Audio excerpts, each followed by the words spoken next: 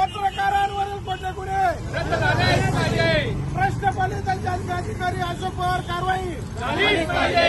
भ्रष्ट पोलीस अधिकारी अशोक पवारवर कारवाई झालीच पाहिजे।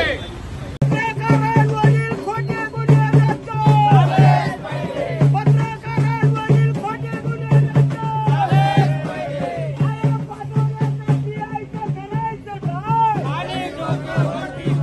पाटोऱ्याच्या पीआयचं करायचं काय? संघटनेचा अरे या पाटोऱ्याच्या पीआयचं करायचं काय? अरे या पाटोऱ्याच्या पीआयचं करायचं काय? पत्रकारांवरील खोटे गुन्हे रद्द झालेच पाहिजे। पत्रकारांवरील खोटे गुन्हे रद्द झालेच पाहिजे। नमस्कार। जळगाव जिल्ह्यातून जळगाव येथून मी रिपोर्टर अयाज मोहसिन तथा महाराष्ट्र राज्य पत्रकार संघ या संघटनेचा जळगाव जिल्हा इलेक्ट्रॉनिक मीडिया अध्यक्ष।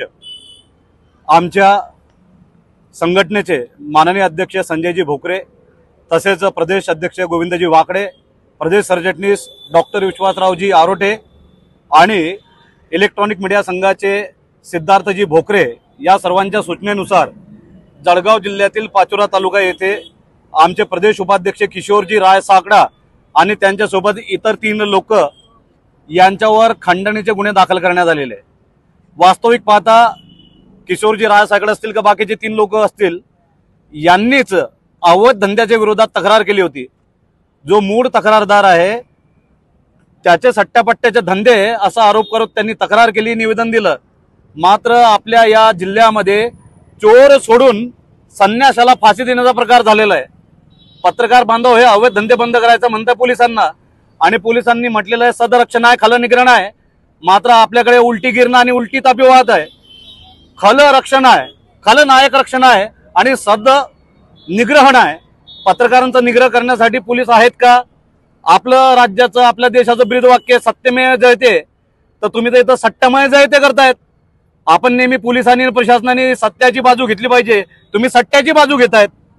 आमचं अत्यंत कडक निषेध आहे। जे पोलीस बांधव आहेत त्यांना विनंती आहे, प्रशासन असेल, SP साहेब असतील, या राज्याचे गृहमंत्री माननीय मुख्यमंत्री साहेब असतील, त्यांना विनंती आहे, हे गुन्हे कुठलेही पुरावे नसताना, कुठलाही इलेक्ट्रॉनिक एव्हिडन्स नसताना, कुठलेही प्रत्यक्षदर्शी नसताना, कुठलीही धमकी व खंडणी मागितलेली नसताना क्षणार्धात कस काय गुन्हा दाखल होतो? थेट गुन्हा दाखल झाला, काही शहानिशा नाही, काही चौकशी नाही, काही व्हेरिफिकेशन नाही, कोणाचे साक्षी झालेला नाहीत। हे अत्यंत चुकीचं आहे। म्हणून आज आम्ही हे निवेदन देत आहोत, निषेध व्यक्त करीत आहोत। महाराष्ट्र राज्य पत्रकार संघटना मुंबई यांच्या वतीनं आम्ही या घटनेचा जाहीर निषेध करीत आहोत। जर किशोरजी राय साकडा आणि इतर 3 लोकांना जर न्याय मिळाला नाही तर हे जे आंदोलन आज आहे, आज सैकड़ोच्या संख्येनं आमचे पत्रकार बांधव आलेले आहेत, आमच्या भगिनी आलेल्या आहेत, नारी शक्ती सुद्धा आमच्या पाठीशी आहेत। जर आम्हाला योग्य वेळेवर न्याय मिळाला नाही, गुन्हे मागे झाले नाही, तर अधिक तीव्र स्वरूपाचे आंदोलन हे उत्तर महाराष्ट्र पातळीवर, त्याच्यानंतर खानदेश पातळीवर आणि राज्य पातळीवर हे आंदोलन पेटून उठेल, याची काळजी प्रशासनाने घ्यायची आहे। मागील कालखंडात आपण बघितलं की माननीय कलेक्टर साहेब यांना ईमेलवर धमकी झालेली आहे। म्हणजे आपल्या जिल्ह्यात कलेक्टरला धमकी येईल, पत्रकारांना धमकी येईल, संपादकांना धमक्या येतील। 8 दिवसापूर्वी राकेश सुतार हा आमचा जो कार्यकर्ता आहे, पदाधिकारी आहे, त्याला भर रस्त्यावर मारलं, त्याला जीवे ठार मारण्याची धमकी दिली। म्हणजे पत्रकारांचं रस्त्यावर चालणं कठीण झालेलं आहे। पत्रकार इतरांना न्याय देतात, आज पत्रकार मात्र स्वतः न्याय मागत आहेत। मित्रांनो, विनंती एकच आहे की न्याय द्या, सर्वांना पत्रकारांना मुभा द्या, एक निकोप निटर वातावरण असेल। आज आपण पाहत आहोत की जवळपास सर्वच पत्रकार संघटना, जरी आपचा तो वैचारिक मतभेद असतील तरी पत्रकार मात्र मनभेद नाहीत। आणि जेव्हाही कुठल्याही पत्रकारावर संकट येईल, आमच्या सर्व संघटना, कुठलीही संघटना असो, मात्र पत्रकार जात, पत्रकार धर्म हे लक्षात घेऊन त्या अन्यायग्रस्त पत्रकाराच्या पाठीशी आम्ही उभं राहणार आहोत। आमच्या मागण्या आहेत, सर्वप्रथम किशोरजी राय साकडा यांच्यावर झालेली खोटी FIR ही मागे घेण्यात यावी, ते निर्दोष आहेत, समरी करण्यात यावी। दुसरं, त्यांच्यावर जे आरोप करणारे लोक आहेत ते काही संत महात्मे नाहीत, अवैध धंदेवाले आहेत, सट्टेवाले आहेत, पत्तेवाले आहेत। अशा लोकांच्या मागणीवर क्षणार्धात FIR दाखल होते। आमची अशी मागणी का पाचोरा तालुका आणि जळगाव जिल्ह्यामधले सर्व अवैध धंदे, तालुक्यातले आणि जिल्ह्यातले सर्व अवैध धंदे हे बंद झालेच पाहिजे। आपण सांगू इच्छितो की महाराष्ट्र राज्यामध्ये कलेक्टर साहेब यांचा 3रा नंबर आलेला आहे प्रशासनामध्ये। महाराष्ट्र राज्यामध्ये आपले एसपी साहेब यांचा पोलीस प्रशासनामध्ये 3रा नंबर आलेला आहे, अभिमानाची बाब आहे. पण हाच नंबर पहिला सुद्धा येऊ शकलेला असता. जर अवैध धंदे बंद राहिले असते तर पोलीस दलातील हा नंबर 1 आला असता, आणि जर अवैध धंदे रेतीमिती हे बंद राहिले असते तर महसूल प्रशासनाचा सुद्धा 1 नंबर आला असता.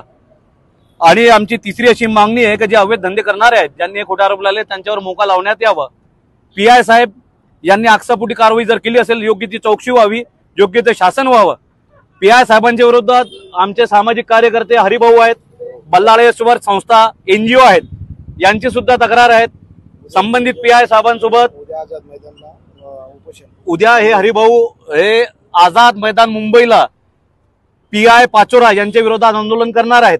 PI पाचोरा यांच्या विरोधात अगदी आमदार किशोरप्पा पाटील साहेब यांची सुद्धा तक्रारी आहेत, आणि अप्पांनी सुद्धा मागणी केलेली आहे की हे PI साहेब अत्यंत धडाकेबाज आहेत. नाव साहेबांचं अशोक कचरू पवार साहेब हे अत्यंत धडाकेबाज आहेत, विलक्षण आहेत. तर त्यांची विलक्षण प्रतिभा आणि त्यांचा धडाका पाहता त्यांना गडचिरोलीला पाठवण्यात यावं, त्यांच्या धडाक्याचा उपयोग करून घ्यावा. त्यांच्यामध्ये जे एक जोम आहे, जोश आहे, त्याचं जे युटिलायझेशन, त्याचा प्रॉपर सदुपयोग आपण गडचिरोली पाठवून तिथं करावा, जेणेकरून राष्ट्राची आणि देशाची सेवा होईल.